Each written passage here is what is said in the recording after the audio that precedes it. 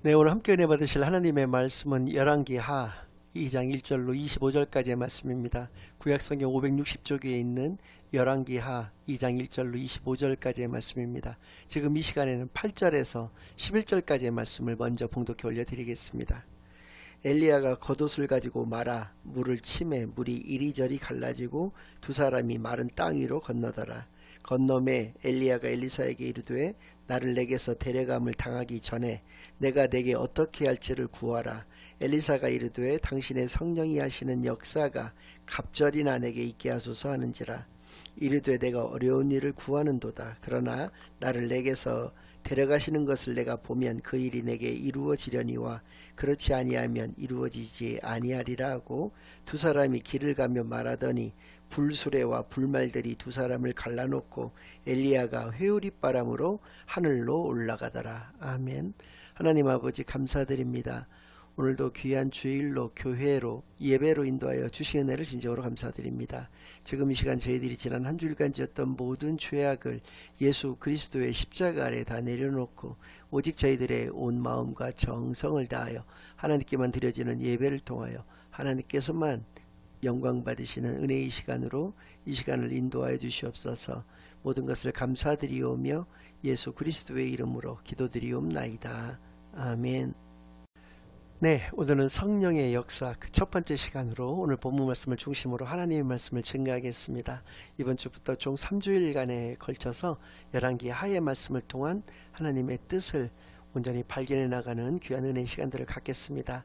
먼저 열왕기하 2장 1절로부터 11절까지의 말씀을 간략하게 요약을 해드린다면 엘리야 당사자는 물론이려니와 그의 수지자라고 할 수 있는 엘리사 그리고 나머지 또 선지자의 그 제자들에 이르기까지 오늘 엘리야가 하나님으로부터 부름을 받아서 승천할 것을 모두 다 알고 있었던 것 같습니다. 그래서 엘리야는 엘리사를 데리고 길갈이라고 하는 곳에서부터 해발 800m 정도의 고지대에 있는 베델이라는 곳으로 이동을 하게 되고 거기서 잠깐 머물렀다가 다시 여리고 성으로 다시 오게 됩니다.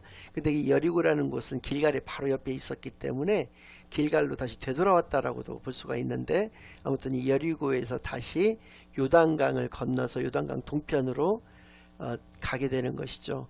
요단강 동편을 갔다라고 하는 얘기의 의미는 이제 가나안 땅을 지금 이스라엘 민족들이 살고 있는 가나안 땅을 벗어났다라고 하는 그 의미가 되겠는데요. 이 엘리야의 이 코스에 대해서는 잠시 뒤에 그 의미에 대해서 좀 말씀을 드리고자 하는 것인데 아무튼 엘리야는 가는 곳마다 엘리사 보고 너는 여기 나무라라고 얘기를 했는데도 불구하고 엘리사가 계속 끝까지 이렇게 자기를 수행을 하니까 9절에 이르러서 엘리사에게 이렇게 묻습니다.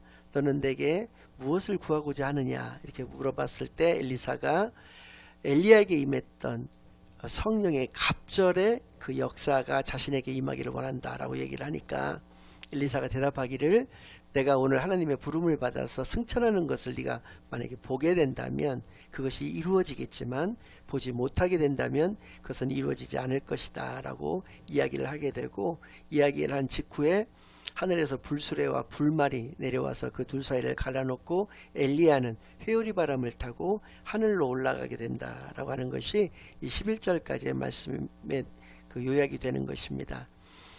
아무튼 엘리야가 이렇게 승천을 하게 되었고 엘리사는 승천 직전에 엘리야에게 임했던 성령의 갑절의 역사를 구하게 되었던 것인데요. 왜 그러면 엘리사는 성령의 역사를 구하게 되었는가? 누가복음 11장 9절에서 13절까지의 말씀을 통해서 성령의 역사가 어떠한 것인가를 우리가 한번 살펴보고자 합니다. 내가 또 너희에게 이르노니 구하라 그러면 너에게 주실 것이요 찾으라 그러면 찾아낼 것이요 문을 두드리라 그러면 너에게 열릴 것이니 구하는 이마다 받을 것이요 찾는 이는 찾아낼 것이요 두드리는 이에게는 열릴 것이니라. 너희 중에 아버지 된 자로서 누가 아들이 생선을 달라 하는데 생선 대신에 뱀을 주며 알을 달라 하는데 전갈을 주겠느냐. 너희가 악할지라도 좋은 것을 자식에게 줄 줄 알거든 하물며 너희 하늘 아버지께서 구하는 자에게 성령을 주시지 않겠느냐 하시니라. 예수님께서 제자들에게 주신 말씀인데요. 이 말씀 가운데 성령을 너에게 주신다라고 하면서 그 앞에 부분에 대한 말씀들을 통해서 우리가 알 수 있는 것은 성령님께서 하시는 이 본문을 통해서 할 수 있는 두 가지 역할이 있으신데 처음 무엇이냐면 우리가 구하는 것마다 우리가 받게 되고 찾는 것마다 찾아내게 되고 문을 두드릴 때마다 열림을 받게 되는 것이 바로 성령님께서 우리를 위해서 하시는 일이다 라고 하는 것을 알 수 있지만 우리가 무엇을 구해야 할지 무엇을 찾아야 할지 또 어떤 문을 두드려야 될지 또 두드리는 시기가 어떤 때여야 될지를 모르는 경우가 많다는 것이죠. 인간은 유한의 존재이기 때문에 그런데 성령 하나님께서는 그것을 우리에게 분명하게 알려주신다는 것이죠. 그래서 성령님께서 하시는 것은 이 본문 말씀을 통해서 알 수 있는 것이 크게 두 가지가 있는데 바로 지혜의 영이시면서 우리의 부족함을 채우시는 그러한 영이시다라고 하는 것을 그 부족한 것이 무엇인지를 아시고 그것을 채워주시는 그 영이 바로 성령님께서 하시는 역할이다라고 하는 것을 이 말씀을 통해서 분명히 알 수 있다는 것이죠. 그래서 엘리사는 이 성령의 엘리야 선지자를 통해서 하나님께서 성령 하나님을 통해서 역사하시는 것을 너무나도 잘 알고 있었기 때문에 엘리야에게 임했던 그 성령 하나님의 갑절의 역사가 자신에게 임하기를 바란다라고 하는 것을 구했다는 것을 알 수가 있습니다. 이것은 성령의 역사라고 하는 것이 결국은 우리 기도의 기초가 된다라고 하는 것을 엘리사의 구한 것을 통해서도 잘 알 수가 있게 하시는 것이죠. 로마서에서도 그 말씀을 우리에게 분명히 주고 계시는데 로마서 8장 26절 27절 말씀을 여러분들에게 좀 봉독해 올려드립니다. 이와 같이 성령도 우리의 연약함을 도우시나니 우리는 마땅히 기도할 바를 알지 못하나 오직 성령이 말할 수 없는 탄식으로 우리를 위하여 친히 간구하시느니라. 마음을 살피시는 이가 성령의 생각을 아시나니 이는 성령이 하나님의 뜻대로 성도를 위하여 간구하심이니라. 그렇습니다. 성령 하나님은 우리가 어떻게 기도해야 될지, 그러니까 하나님의 뜻이 어디에 있으신지를 너무나도 잘 알고 그 하나님의 뜻에 합당한 기도를 우리가 올려드릴 수 있도록 도우시는 그러한 하나님이신 것을 우리에게 분명히 말씀해 주시면서 우리가 엉뚱한 기도를 할 때마다 또 하나님께 기도를 올리지 않을 때마다 깊은 탄식을 하고 계시다라고 하는 것을 이 말씀을 통해서 알게 하여 주시는 것이죠. 그래서 우리가 하나님께 간구하게끔 인도하시는 영, 또 무엇을 간구해야지 그게 하나님의 뜻에 온전히 합당한가를 우리에게 알려주시는 그 영으로서의 그 사명도 감당하신다라고 하는 것을 알 수가 있습니다. 그래서 우리의 기도의 기초는 바로 성령의 역사를 구하는 것임을 이 말씀을 통해서도 분명히 깨닫게 되기만을 바랍니다. 그런데 왜 갑절의 역사를 그러면은 엘리사가 구하게 되었는가? 본인의 어떤 인간적인 그 드러남, 나타남을 위해서 그렇게 했던 것인가? 그것은 그렇지 않다는 것이죠. 지금 엘리야의 이 코스는 그들이 그 가나안 땅에 입성했던 반대의 코스가 되는 것입니다. 그러니까 처음에 이제 요단강 동편에서부터 요단강을 건너서 길가를 들렸다가 또 여리고를 가고 이제 이렇게 계속 가나안을 이제 정복해 나가는 그런 여정을 가졌었는데 이들은 길갈에서부터 베델로 올라갔다가 여리고로 다시 내려와서 여리고에서 요단강을 건너서 그 가나안 땅을 벗어나는 그런 그 여정을 통해서 이제 심판의 시간이 가까워 왔다라고 하는 것을 알 수가 있다는 것이죠. 그리고 불수레, 불말과 같이 불이 상징하는 것이 또 바로 심판의 그런 모습이거든요. 그래서 엘리야가 승천을 하게 되는 것이 곧 심판이, 하나님의 심판이 이 땅 가운데 임할 것이라고 하는 것을 엘리사는 너무나 잘 알았던 것 같습니다. 그래서 그가 첫 번째로 행했던 이적은 물론 그가 성령의 갑절의 역사를 구한 이유도 그것이었지만은 첫 번째 행한 이적이 엘리야와 같이 엘리야가 자기의 겉옷을 벗어서 요단강물을 이렇게 이리로 저리로 쳤을 때 요단강물이 갈라져서 그들이 마른 땅을 건너올 수 있었던 것 같이 다시 그가 가나안 땅으로 들어갈 때에도 자신의 겉옷을 벗어서 요단강물을 쳤을 때 그 요단강 물이 갈라지는 그 이적을 행하게 된다라고 하는 것이죠. 이것을 통해서 심판이 번복되고 있구나라고 하는 것을 너무나도 잘 알 수 있게 해주시는 그런 말씀이 12절 하반부로부터 쭉 이렇게 그 말씀이 이어지고 있습니다. 우리가 분명히 생각해 봐야 될 것은 바로 그러한 것입니다. 우리의 인간의 어떤 그 능력에 맞춰서 하나님의 일을 우리가 구하면 그것은 결코 이루어질 수가 없는 것이죠. 왜냐하면 우리의 능력이라고 하는 것은 한계가 있기 때문에 그렇다는 것입니다. 그러나 하나님의 일을 먼저 우리가 그 일에 맞춰서 우리가 능력을 구하였을 때는 하나님께서 그것을 들어주신다라고 하는 것을 이 엘리사의 그 기도와 그 이적이 행해지는 그런 모습들을 통해서 분명히 알 수 있게 하는 것입니다. 그리고 돌아와서 가나안 땅에 들어와서 여리고에 이제 도착을 했는데 그 여리고에서 이렇게 그들이 마실 수 있는 그 우물이 있었습니다. 그런데 그 우물이 인간이 마실 수 없는 그러한 물이었던 것인데요.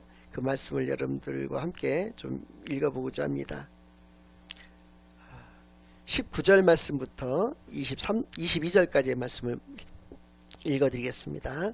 그 성읍 사람들이 엘리사에게 말하되 우리 주인께서 보시는 바와 같이 이 성읍의 위치는 좋으나 물이 나쁨으로 토산이 익지 못하고 떨어지나이다. 토산이 익지 못하고 떨어진다는 이 말씀을 다른 공동번역이라든지 표준 세번역 같은 것을 통해서 보니까 유산이 된다라고 하는 것을 알 수가 있습니다. 그러니까 임신을 한 여성이 이 물을 마셨을 때 이 물을 마시는 순간에 바로 유산이 되어버리고 마는 그런 죽은 물이다라고 하는 것을 이야기를 해주는 것이고요. 엘리사가 이르되 새 그릇에 소금을 담아 내게로 가져오라 하매 곧 가져온지라. 엘리사가 물 근원으로 나아가서 소금을 그 가운데에 던지며 이르되 여호와의 말씀이 내가 이 물을 고쳤으니 이로부터 다시는 죽음이나 열매 맺지 못함이 없을지니라 하셨느니라 하니 그 물이 엘리사가 한 말과 같이 고쳐져서 오늘에 이르렀더라. 그 죽음을 가져다 줬던 그 물이 생수로 변하게 되었다라고 하는 것이고요. 그 소금을 넣어서 그 물이 생수로 변했다라고 생각하실 수가 있지만 소금은 그냥 매개일 뿐이고 중요한 것은 여기에 분명히 21절 가운데 여호와의 말씀이 내가 이 물을 고쳤으니 이로부터 다시는 죽음이나 열매 맺지 못함이 없을지니라 라고 말씀하신 것으로 보아서 하나님의 말씀으로 그것이 죽음에서 생명으로 변화가 되었다라고 하는 것을 분명히 알 수가 있는 것이죠. 이 사역, 이 이적을 통해서 분명히 알 수 있는 것은 성령의 갑절의 역사를 통해서 앞으로 엘리사는 말씀 사역을 할 것을, 말씀이 곧 생명을 살린다라고 하는 것을 분명히 이때 알았기 때문에 말씀 사역을 할 것을 예언해 주시는 그러한 이적의 모습이 된다라고 하는 것이고요. 두 번째는 22절부터 25절까지의 말씀인데요. 23절부터입니다. 엘리사가 거기서 베델로 올라갔더니 그가 길에서 올라갈 때 작은 아이들이 성읍에서 나와 그를 조롱하여 이르되 대머리야 올라가라 대머리야 올라가라 하는지라. 엘리사가 뒤로 돌이켜 그들을 보고 여호와의 이름으로 저주하매 그 수풀에서 암곰 둘이 나와서 아이들 중에 42명을 찢었더라. 엘리사가 거기서부터 갈멜산으로 가고 거기서 사마리아로 돌아왔더라. 23절부터 25절까지의 말씀을 좀 굉장히 기괴한 어떤 일로 생각하시는 분들이 많은데 특별히 여기 작은 아이들로 번역이 되어 있는 이 말씀 때문에 더더욱이 그럴 수가 있을 것 같습니다. 그리고 그들이 행했던 것은 단순하게 대머리에 올라가라 대머리에 올라가라라고 그러니까 논리였던 것밖에 없는 것 같은데 이것이 과연 죽을 일인가 라고 생각을 하실 수가 있는데 여기서 표현된 작은 아이들이라고 하는 것은 최소 청소년들 이상이 된 그 아이들을 말하는 것입니다. 그러니까 청년들을 의미하는 것이고요. 이 청년들이 대머리에 올라가라 대머리에 올라가라고 했던 것은 하나님의 일을 하는 하나님의 일을 조롱한 것이라고 볼 수가 있다는 것이죠. 그러니까 사역에 방해가 된다라고 하는 것은 멸해진다라고 하는 것을 이 말씀을 통해서 분명히 깨달아 알 수가 있다는 것입니다. 무려 숲속에서 암곰 둘이 나와가지고 42명이나 되는 그 아이들을 찢어서 죽였던 것을 통해서도 우리가 이 사역 하나님의 일을 하는 것에 우리가 방해에 그러한 그 죄를 짓는다는 것이 얼마나 큰 죄인가를 이 말씀을 통해서 분명히 깨닫게 되기를 바랍니다. 그 엘리사의 대머리를 조롱했던 것이 아니라 하나님의 일을 조롱했던 자의 최후가 어떠했던 것인가를 이 모습을 통해서 분명히 깨닫게 되기를 바라겠고요. 오늘 말씀을 통해서 성령의 역사라고 하는 것이 무엇을 말하는 것인지, 내 안에 성령 하나님께서 임재하심을 통해서 내가 하는 모든 일들이 성령 하나님의 인도하심에 따라서 행해지는 것을 바로 성령의 역사, 성령님께서 하시는 일이라고 하는 이렇게 표현을 했다는 것을 통해서, 또 엘리사가 그것이 갑절의 역사가 있기를 바랬다라고 하는 것은 인간적인 욕심 때문이 아니라 자기가 영혼을 살리는 일을 해야 되는 것이기 때문에 엘리야가 했던 그 일들보다도 훨씬 더 앞으로 자기 신이 행해야 될 일들이 어렵다라고 하는 것을, 그래서 그 어려운 하나님의 일을 해나가는 데 있어서 하나님의 도우심이 없다면 이 일을 결코 해나갈 수가 없다는 데에서 성령의 갑절의 역사를 그가 구했다라고 하는 것을 분명히 깨달아서, 인간적인 욕심으로 하나님의 일을 할 수가 있는 것은 아니고요, 오직 하나님께서 우리를 인도하심을 통해서 하나님의 일을 해나갈 수 있다라고 하는 것을, 그리고 또 그 공급해 주시는 힘을 통해서 우리가 나아갈 수 있다는 것을 오늘 말씀들을 통해서 분명히 깨닫게 되는 시간만이 되기를 예수 그리스도의 이름으로 간절히 축원합니다. 아멘.